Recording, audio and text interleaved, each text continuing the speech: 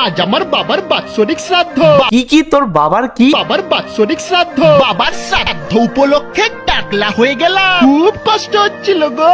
বোকাচোদা, তোর কষ্ট হচ্ছে? ফাইনাল লুকসটা দেখো গো। চলো হালকা করে রেডি হই, get ready with me in my বাবার শ্রাদ্ধ। বাবার শ্রাদ্ধের আউটফিটটা জাস্ট দেখো, নিচেও ধুতি উপরেও ধুতি, ভুঁড়ি হয়ে গেছে গো। বেশি আলবাল বকলে না কানের গোড়া একটা থাবড়া মারবো। একটু ক্যাপ মেরে দিলাম, উফ হ্যান্ডসাম লাগছে আমাকে। এই ওটা হ্যান্ডসাম লাগছে না, তোকে চোদনা লাগছে।